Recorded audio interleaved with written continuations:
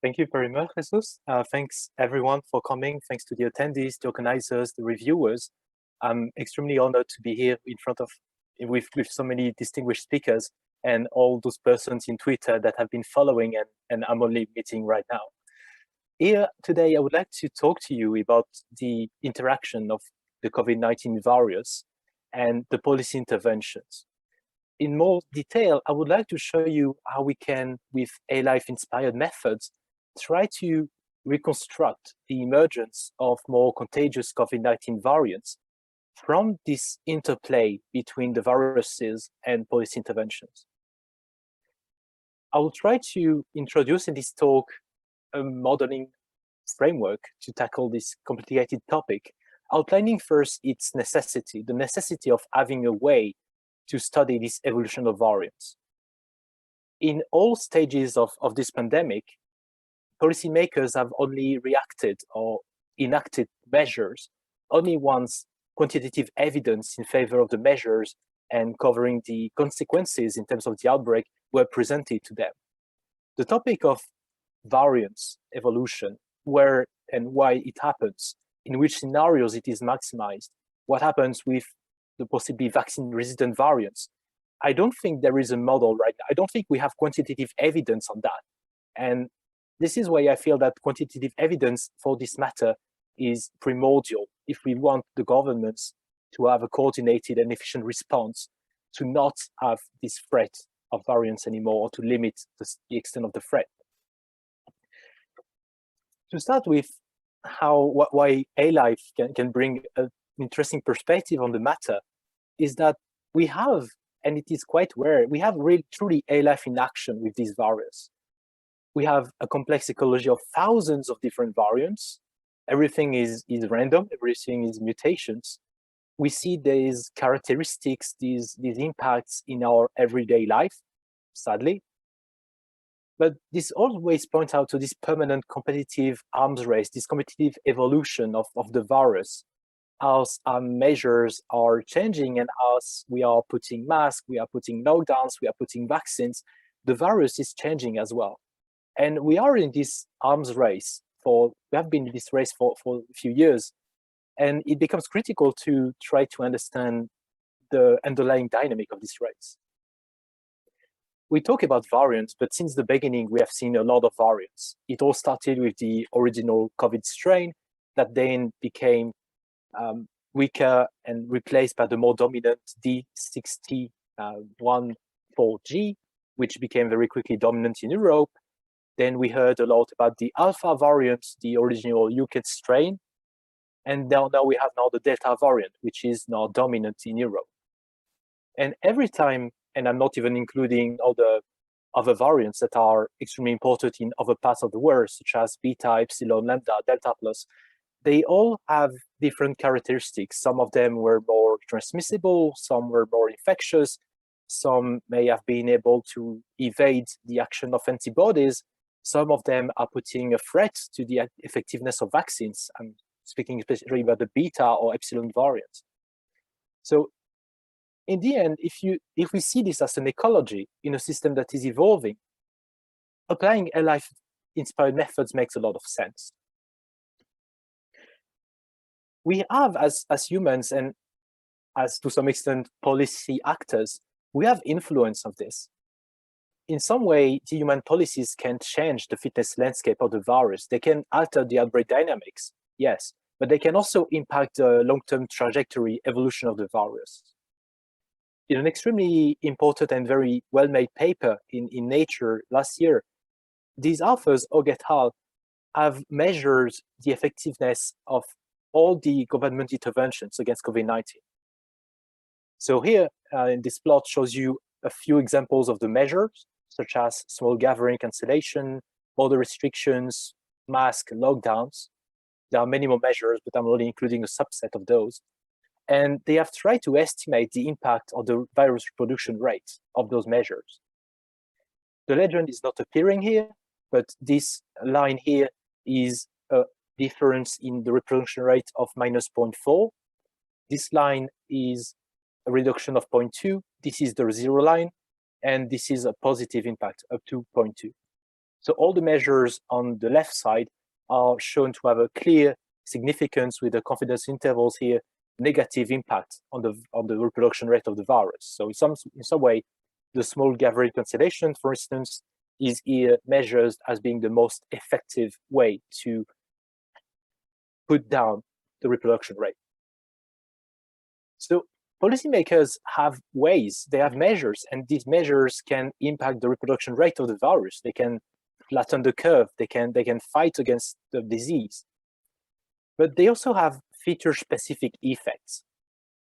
For instance, if you consider COVID as an airborne transmitted virus, obviously a perfect mask compliance would be extremely effective. We only have data on those reproduction rate effects, as the other ones are very hard to measure. But one way that we're going to include this human policy action and activity in our model is through what I call the policy effect matrix E, which here appears twice.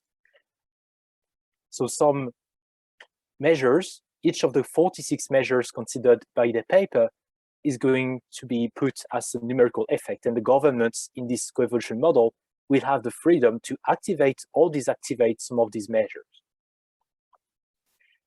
The core architecture of the model is a form of dual evolution, in which we will have two forms of evolutionary algorithms that are competing for the host population. This is us, this is the population of happy persons. There is a population of viruses, in which each virus has a simplified form of a genome. Each virus can activate some specific mutations that may enhance or decrease its reproduction rate. And at the same time, we have a population of policies, a population of human decisions that activate specific measures, such as the ones seen before: mask, lockdown, research, quarantine. And while the viruses are going to be evolving by purely random mutations, because the virus doesn't have an objective, the policies will be aiming at minimizing the effective reproduction rate. The solution to the optimization problem that the two populations are solving are trivial. The virus wants to activate all beneficial mutations, and the policy wants to activate all beneficial measures. But we don't really look at this optimization problem. Other people have done that. Here we look specifically at the interaction, and specifically what happens when we turn on and off learning of policies facing the virus. In other words, what is the impact on the evolution of the various genomes of our policy decisions? Do our policy decisions favor more stronger, more transmissible strains? What is the trade-off between the evolution of the virus and the number of cases? This is these very important and much more complex questions that this work tries to shed some new light on. I'm going to go a bit more briefly on model snapshot. In the industrialization of the model, we have our population of viruses, our population of policies, and both are initialized in a very neutral state. That is, the virus is just the base original strain with no mutations, with the reproduction rate that has been identified as 2.6. And we start with no policy measures. So we start at the pre-2019 era. We don't have lockdowns, we don't have masks, we have nothing. At each period, each virus in the population of viruses is going to infect a number of people. And this number of people, called the effective reproduction rate, effective R, will be composed of the sort of natural reproduction rate, so the 2.6, the value of the virus without any mutations, plus the sum of all the mutation effects that have been acquired by the virus, by this specific genome, minus the policy effects. That is, if I am a virus with one mutation that gives me maybe a bit more reproduction rate, and against the policy that reduces my reproduction rate, the sum will give me the number of people that I can effectively infect. And I want to point out here that this is an extreme simplification of how infection happens. We are not even using the limited complexity of a SIR, susceptible, infected, recovered model. This is the simplest assumption we can make on this, but this is just to make the point clearer and simpler. When each infection happens, a mutation with a given probability is possible. And in our context, in which we are just activating, turning on and off some genes for the virus, this just takes the place of a binary mutation with a given probability. Depending on how many genes we consider, we have a mutation effect matrix, which is not E, it is M. And it just gives us the impact of activating a specific gene on the reproduction rate. You will have noted that we only consider the reproduction rate in this model. We don't consider deaths or hospitalizations. We are just concerned about the reproduction rate of the virus and the number of cases and the genome's evolution. This is completely arbitrary. We have chosen, I have chosen, I was alone doing that, but to have a virus of 10, a gene pool of 10. So we have 10 different genes. The first one has a -1 penalty on the R rate, then -0.8, and so on until we have +1. So some genes are not favorable and some others help the virus to transmit faster. On the other side of the spectrum, we have policy learning. And again, policy is this big binary genome of activating or deactivating specific measures. This policy will analyze the fitness as the impact on the virus. They will be able to perform crossover, that is, policymakers would exchange on what worked in their country and what didn't work, and they would be maybe taking measures for the neighbors. They would be imitating to some extent what others are doing. And policy can also mutate. That is, it can maybe, as a trial experiment, putting on border checks, or as an experiment, we can try to remove masks, as the UK is doing. So this is the dimension of policy learning. In these instances of the runs, I am analyzing 3 different scenarios. The first, the blue one, is policy-only evolution. So the policy can learn, the policy can improve, but the virus cannot mutate. This would be our baseline scenario. In this scenario, well, the virus doesn't change because it doesn't mutate. It doesn't mutate, so we don't have a huge number of strains, and nothing changes in the genome. And after 20 weeks of simulation, the cases are slowly coming down. The second scenario, the green one, is virus-only evolution. So the virus can mutate, but the policy cannot improve. So we are stuck in a world with no policy actions. When we look at the virus average reproduction rate, it has a very tiny increase, but not much. When we look at the frequency of the extreme variant genes, that is the gene that grants the highest increase in transmissibility, nothing much happens. It's a bit more than in the blue case, but nothing much happens. Here is the key difference. If the policies are not evolving, if the policies remain static and void, there is a huge number of different strains over time. So the number of mutations is extremely large. And the number of cases as well in log representations keep following this super exponential increase. This gives us the situation where we let the virus evolve naturally because it just does it on its own by mutations, but we don't fight it. We don't adjust the policies.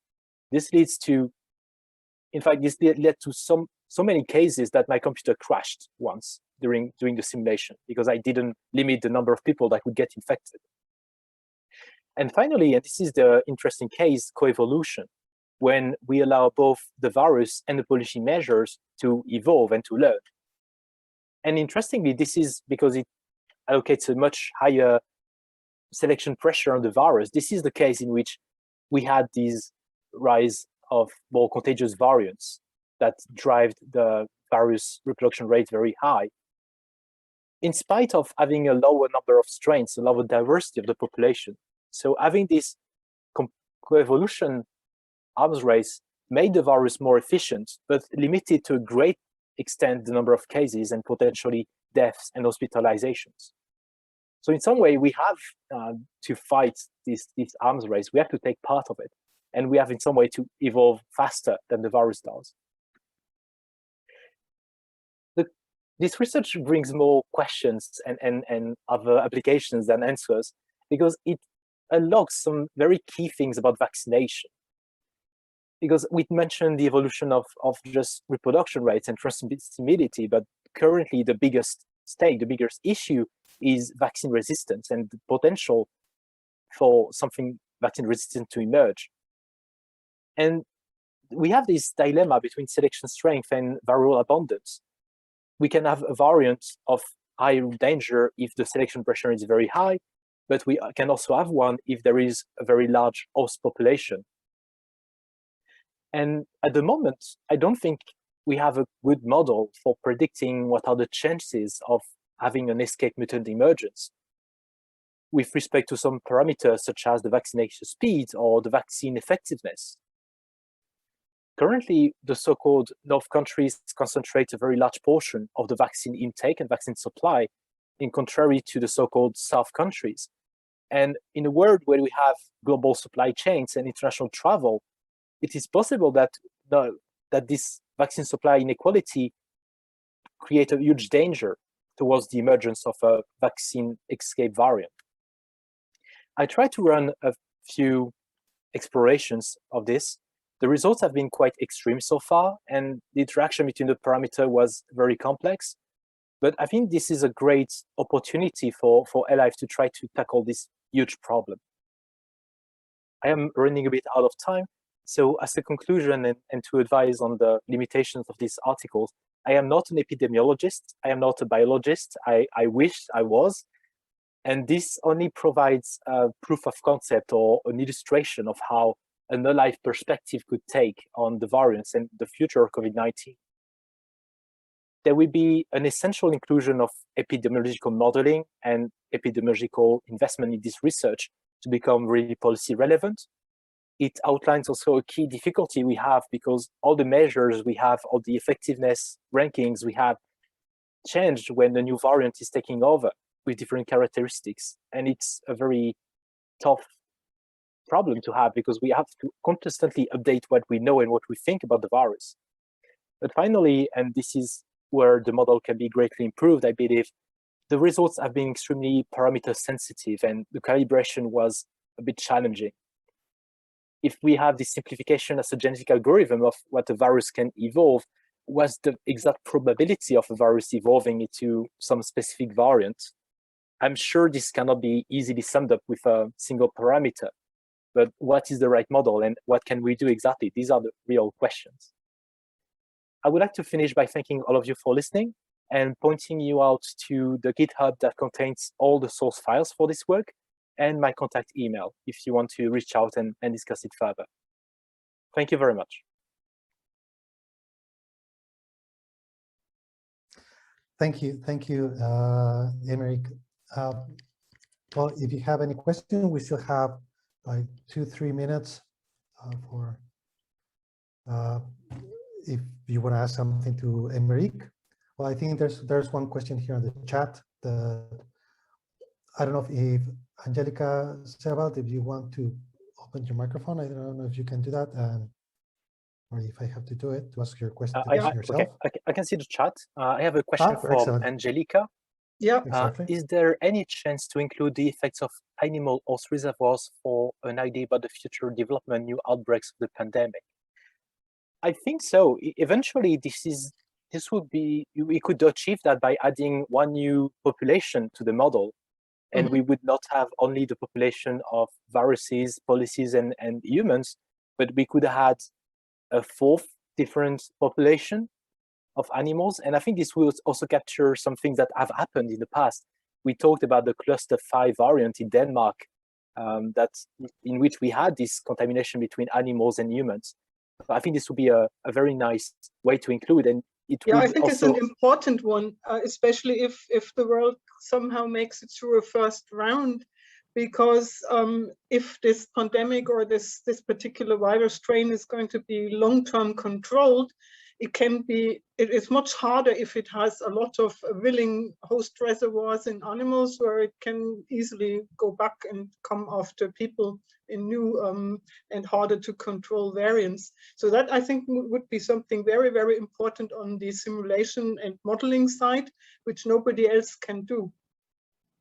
I absolutely agree. And in some way, the virus is maintaining continuous exploration, finding loopholes in our measures. And if this is possible, I mean, if its structure can allow this feature, then at some point it may adopt it. And if we are not prepared against that, I think it is going to become dominant. Adding an extra population to your model might work rather well for that.